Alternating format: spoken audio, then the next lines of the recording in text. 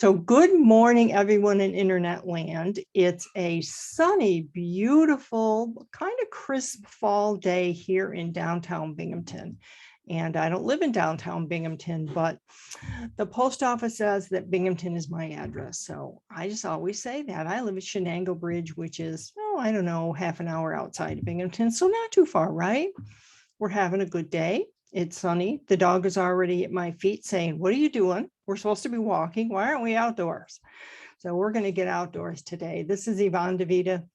You're listening to Smart Conversations, and I have an amazing guest today. That's what I'm going to say. An amazing and fantastic guest, a woman that I met through my friend Margo, and all of you know Margo was on the show last year. And I've done a couple of podcasts with Margo, and that's where I met Aleasia. And Aleasia, welcome to the show. Thank you so much. I'm so excited to be here. Thank you. And so I want to tell you a little bit about her, because when she and I talked after the last podcast show we did with Margo, she just really touched my heart. And in just those 5 or 10 minutes, this woman changed my perspective. So we're going to talk about how she did that. Aleasia, some people call her Lisa, Hurt is a native of Virginia and currently residing in Burlington, North Carolina. After graduating from Ferrum College, she obtained her bachelor degree in social work and sociology and received certification from the CEO Mindset, who owns the Ice House Entrepreneurial Learning Initiative at the local small business center. Her personal transformation begins in her journey for resiliency. Throughout her years of clinical practice, she continued to pursue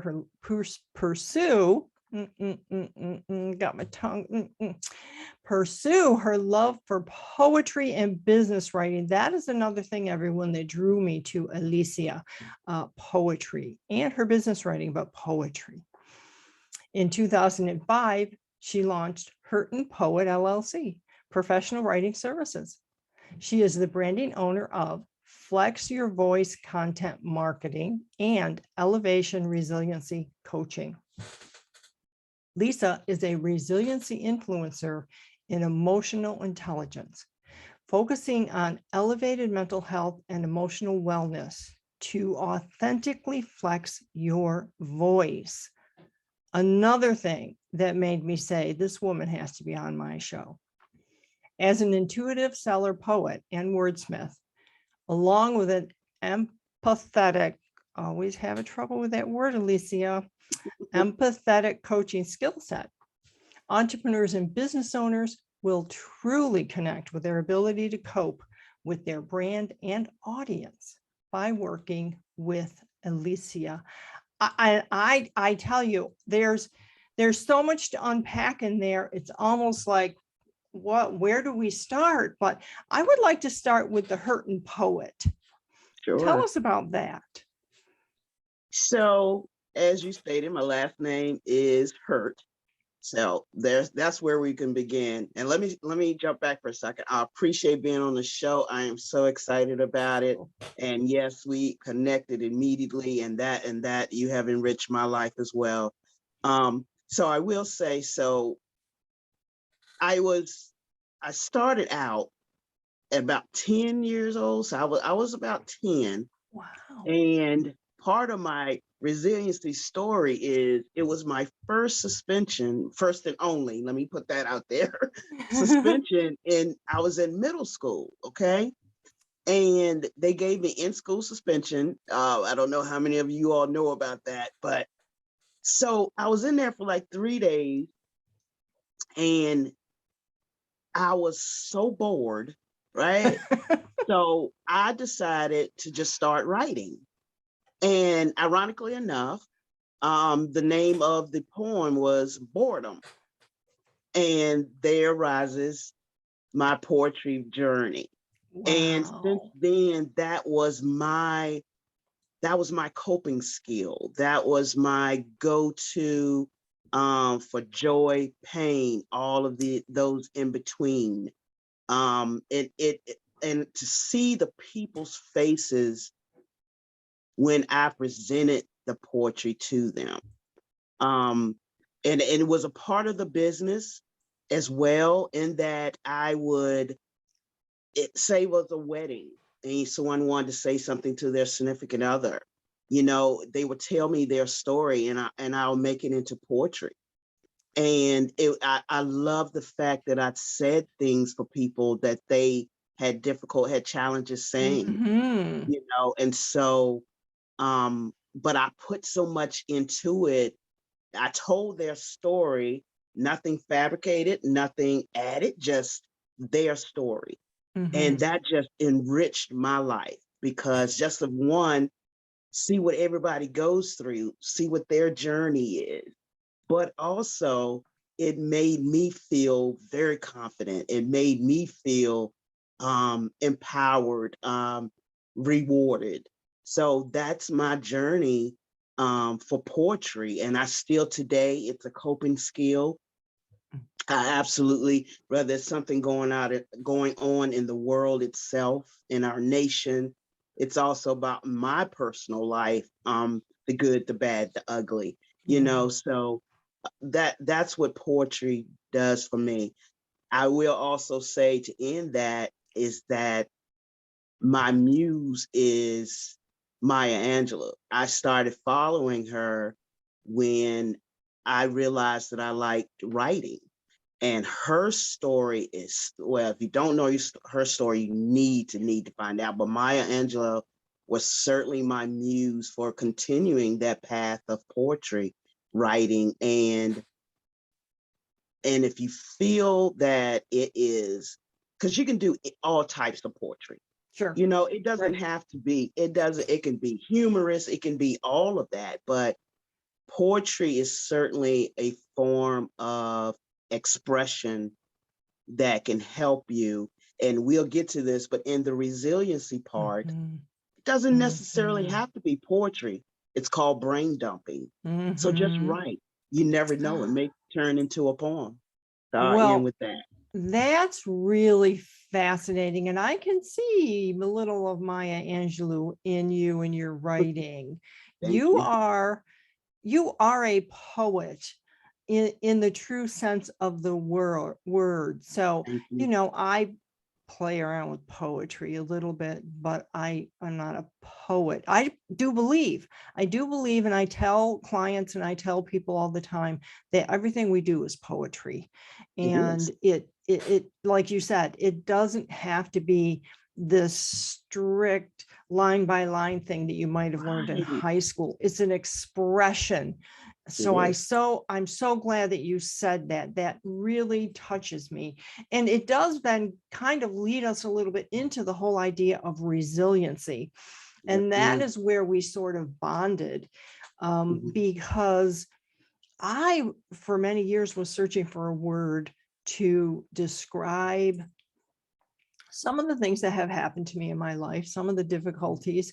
And I didn't know how to describe that little girl who went through so much, who became this old lady that I am today.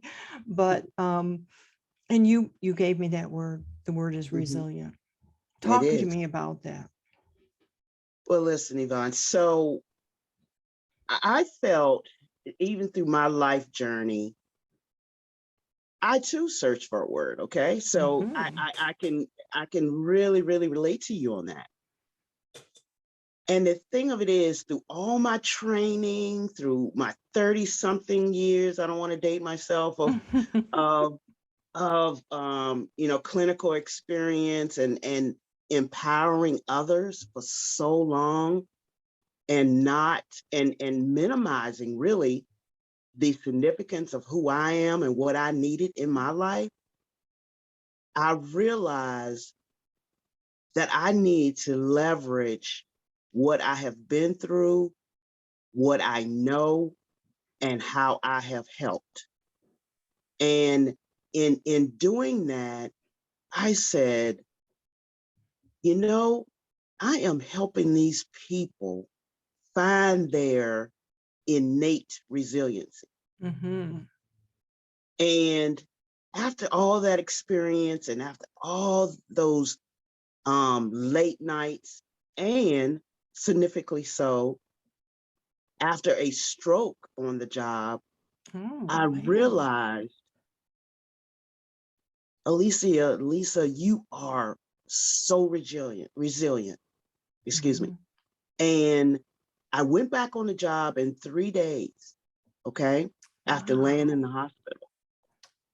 And because I was told, now I want everyone to listen to this. When I was told that I fabricated a stroke, a potentially uh ending my life stroke, I got up and I fabricated a story to get 3 days off. So in that, the Lord placed in my heart, you are resilient, get up, keep walking, Mhm. keep walking. And I'm still there, but I'm here Mm. to tell you,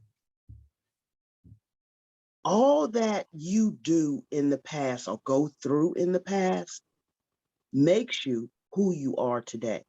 And that, what Mm. you just said about who you are right now, Yeah. sitting here talking to me, looking beautiful, fabulous, by the way. Thank you. You're But welcome.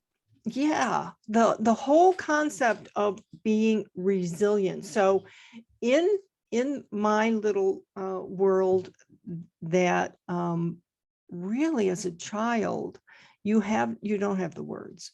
You don't know how to describe these things. Mhm. And often as a child, you think, well, this is how life is. This is Right. everyone else must live the same way that I do. Mhm. Even as you go into other people's homes with your friends and whatnot, and you see it's not quite the same. You still think, and so having the words and looking at it with an eye towards writing it down, like you said, and creating some poetry and understanding, you know, I'm still here. Mhm. I didn't know how to just keep, you just kept, you probably understand. You just did what you did. You got up every day and you did, and you went to school. But resiliency is something I think more people could learn about and begin to heal. Does that Mhm. make sense to you? That makes a lot of sense. And I'm glad you used the word heal, Thank you. because that was exactly what I was about to say. The healing process for children, if it starts when it needs to start immediately, Mm, it's easier.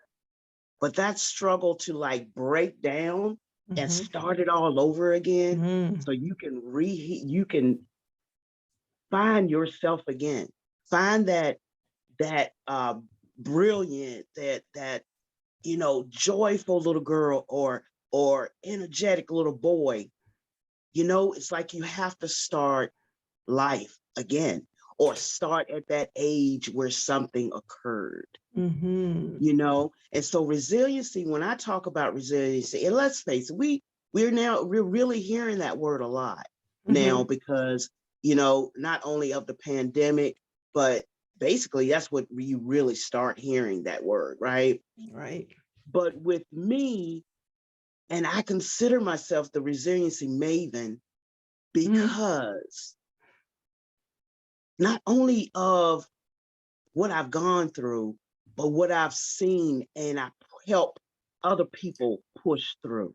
You know what I'm mhm. saying? It's not Yeah. just about me. I know I have empowered thousands, and I mean, we're talking 35 years of Mm, empowering others, even through my pain. So when I say resiliency, I'm coming to you.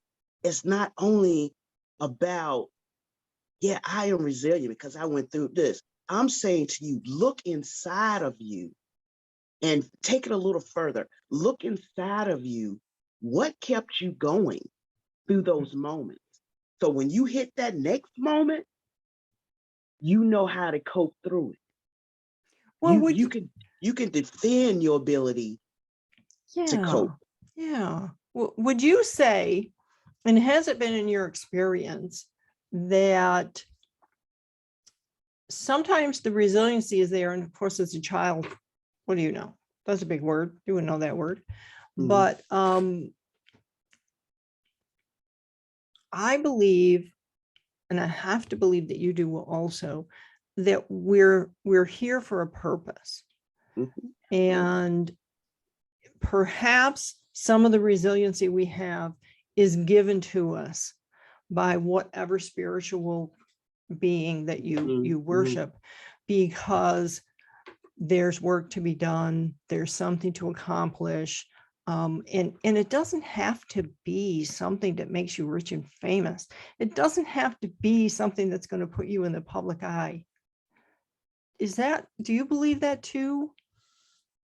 Well, listen, so resiliency, believe it or not, and no kids will not understand that word, but it's innate. Okay. You are Mm, born with a strength that you don't even know of. And that strength and that innate ability to overcome things, you are born with it. mm. Somebody or yourself have to take it away. Oh, It's there. It's there. It's a part of your character. It's a part of who you are. But I mean, you can go into things like the environment that you live in. You can go into things like, you know, what your life takes you through. You know what I'm saying? So it mhm. challenges that innate resiliency. It challenges those innate strengths Yeah. and ability. But in kids, even though it's innate, they need support around them that helps grow that Mhm. and helps keep it going and helps it keep moving. You know what I'm saying? And then you can be that innate strength. Oh man, that'll carry you through college, that'll carry you through everything. Then all of a sudden at 20 years old, something devastating happens. Mm. Have you been taught about the resiliency? Have you been taught about the strength? Have you been talking about if it does not elevate you, then you need to eliminate it from your life? Have you been Mm. taught all these things? So powerful. So that's why I'm here. That's why I have decided, since I know what it is, how powerful it is to be able to understand and bring back your ability to cope, I'm here to help you bring that back and see that so you can live an abundant Wow. life. Wow. And see, there's the real gold nugget, if you want, that abundant Mhm. life. And so too often these outside forces, sometimes they're family members who mean well. I'm Mhm. not, but they're like pick at you and pick at you and pick at you and like do this, do this, do this. Why are you doing that? Don't do that. Don't do that. When if we can find that support system you're talking about, and I think you would be a great person for that, for any child or adult, um, then that resiliency can start to grow again, and you can start to see yourself as someone who deserves Sure. that abundant. I tell people sometimes that women especially need permission to be Mhm. happy, because Mhm. they've been taught their whole lives that they need to be a good daughter, and then a good student, and then a good wife, get a Mhm. husband, you Right. know, uh, Right. and then a good mom. Right. Well, but you can be all those things, but you can be so much more. You can be so much more. You can be you. Yeah. You don't have to be society. You can be you. Resiliency is like a muscle. I mean, it's like building a Mm, muscle. So you have to build that muscle because you're going to take care of yourself, and we all should do more so of it, but we need to take care of ourselves physically, right? mm-hmm. Well, physical muscles, think of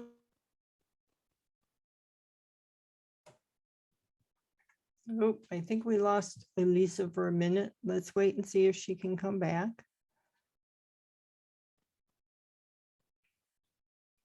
This is really fascinating show. I just, Lisa, Am you're I back back. yet? We Okay, did kind of you lost lose you for a me? minute. Okay, I apologize for that. I'm here. I'm Yep, good. you're here. And Okay. muscle. Tell us more about this Yeah. resiliency as a So muscle. physical muscles, you're building that all the time. I mean, you're trying to eat healthy. You're working out. It's a fitness. Yeah. Well, emotional and mental fitness is just as important. Yeah. It's just as important. We can go into how gut fitness, because the gut is like the third brain. We can go into that, but that's a whole different Oh, show. right. But building that muscle Hmm. takes a lot of intentional effort, right? It takes a lot and it demands your attention. I like It that really, really does. intentional Yeah. effort. I like that a lot. I like what you just said, that that we need the gut thing. We're not going to go into that. We could Right. do that maybe another time, because wow, isn't that? And the reality is, again, is I don't know, making an example of myself, sort of. I suffered with stomach problems for years. I mean, years. It was awful. And until I started taking those steps that you're talking about, learning that I was good enough, that I deserved these things, that I was smart, that I could achieve. And then slowly but surely, I started looking at my health a little bit more seriously. And do you work with, so in business, for instance, how does this help us in business? Great question, actually. So you have to be emotionally and mentally intelligent to be able to serve others. Okay. Now, with that being said, let me give you well, it's not really a disclaimer either, but it needs to really be said. There's a difference between mental health and mental illness, right? I need people to know that. Mental illness is a disorder. It requires a therapist, clinical things like that. Medication. Mental health is the overall well-being, right? Which means you can have challenges with mental health, but don't necessarily have a mental illness. Yes. Right. And that's what I focus on. Now, by day, I work with mental illness as well, but in business, I want to make sure your mental health and your emotional health and wealth is on point, so you can flex your voice. You can get out there and you can do your job. You are brilliant, you're skillful, you're elevating your company. But what are you doing at home? Are you okay? What are you doing really when you're standing in front of these people around that, at that round table, and you're leading these people, but you're not connecting with them? Why aren't you connecting with them? Do you have empathy? Are you empathetic towards each of those people around that table? The leadership and being empathetic towards your people, that is huge. Emotional intelligence and mental health means that you are able to connect. I'm not saying you have to solve problems, but you have to understand. If you got 10 people at that round table, each one of them have different issues. Each one of them have different paths that they've taken. You can't treat everybody the same. Right. Yeah. And you have to understand all of that. This is where we get into story, right? Because each of those people has a story. They have many stories. We all have many stories. But when you're that leader your company is solving a problem in their life somehow, because generally business solves a problem, you have to understand the person before you really can serve the problem. There's the problem. There you are. That's absolutely correct. I love that. You're absolutely correct. Because if you don't understand that person, you can't help them or empower them by giving them the same feedback or the same support that you gave the person beside them. It doesn't look the same on everybody. It doesn't. I You know mean, what I'm saying? So that's what it is in business. Yeah. So I love how inflects your voice. So it's really important that the people understand how what we're talking about here in business is the first thing I tell people when I help them write books is, this is for people. This is a people project. This isn't a, it's business and all of that stuff. But when you're writing a book, you're not writing it for yourself. If you're writing it for yourself, then I'm not your book coach. And one of my jobs is to make sure everything in the book relates to the audience that we have identified. And Aleasia, each one of the people who read it will get something different because they're different. Right. And so let's talk about flex your voice and where that comes in now, because this is a good segue for that. Sure. So we've talked about how I started with the Hurt and Poet, right? Yeah. So and with the poetry, then I kind of that was a segue for me to start business writing, because I noticed that, and let me specify, it's business writing, but I want people to know it's marketing promotional writing, right? So I started with that technical stuff, writing about a computer or something, whatever. But I realized there was no empathy in it. I was feeling that a part of me was not on that paper, if you will. So I was like, no, I want to be a stellar poet.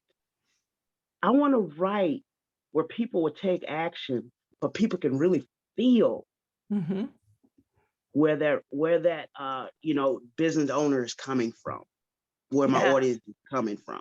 And then, so as the years went by, and I was using the term, I was using my umbrella, Hurt and Poet. And then, when I got into the marketing promo writing and things, I was like, I need something that speaks to me.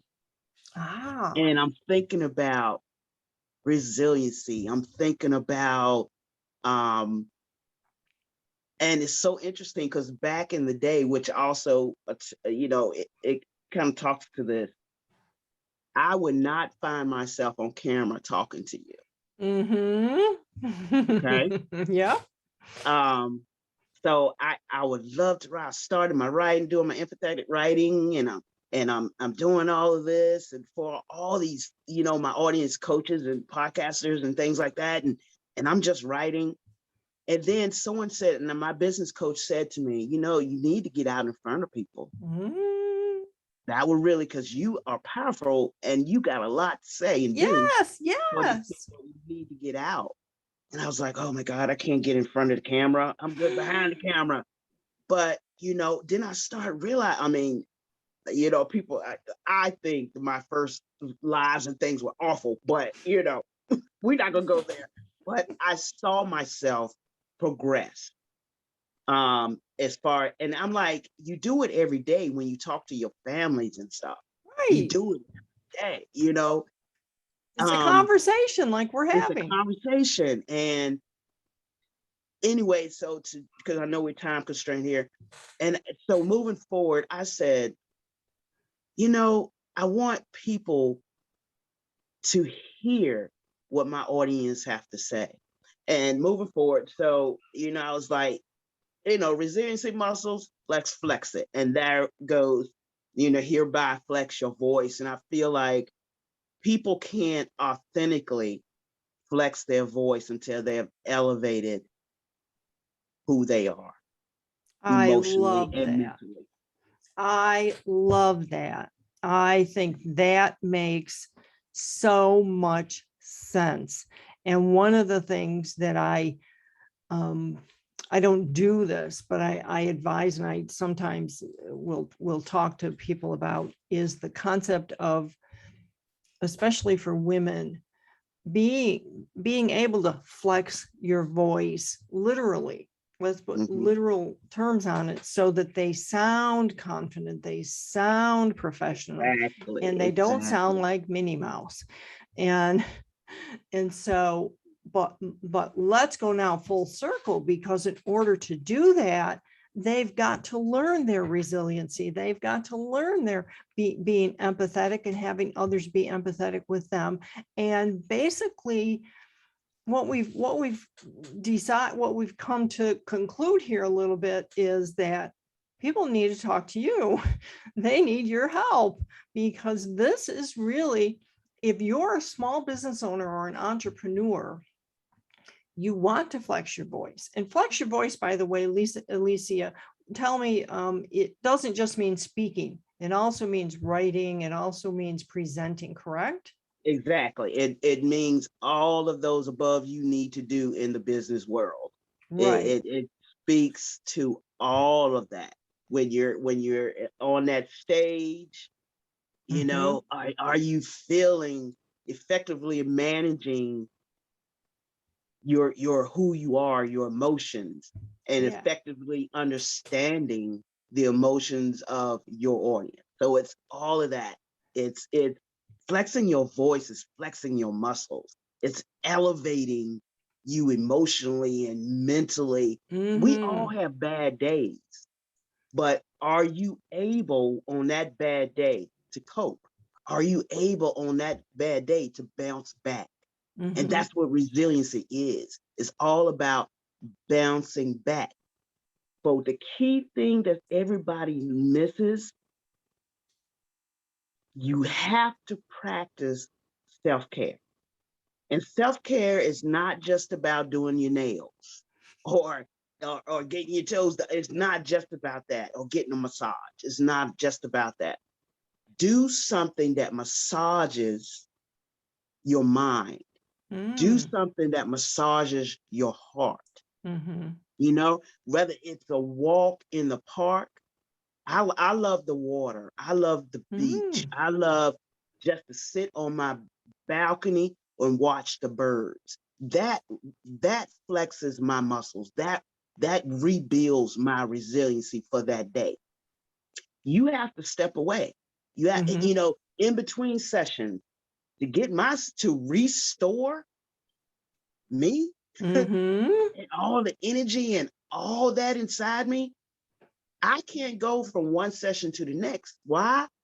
Because all that negative energy that I had in the first, Right. I would take it to the second. There you go.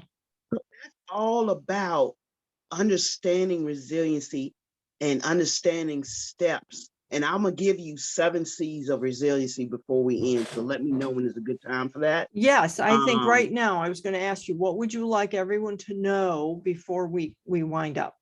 sure. Okay. So let me give you the 7 C's of resiliency. So y'all should write this down because it's important. All right. Mhm. So the first is control, which I was just talking about. Mhm. Take control of your own emotions. Take control and understand everything around you. If you can't do it alone, get support. Get Excellent. support. Mhm. Competent. That's all about that intelligence. That's all about be competent in everything you do. In everything you do. Confidence. And that speaks for itself. That speaks Mhm. for itself. Connection. Make those connections, get those resources and support that you can. It can be your family, it can be people outside the bit. It's that round table Ah. of who you are. Get that around you. Like I said, Mhm. you need to eliminate who does not help you elevate. Remember that. Yeah. Character. What is your character like? You know, nobody's perfect, but if it's something in your character, and we can get, that can be a whole new session as well. Okay. Wow. I'll stop there on that one. Contribution. It's not all about you. We got to be out there and we got to help. We got to reach back and bring forward. That's our job. That's what we got to Yeah. do. The last one, but not least, is coping. Mm.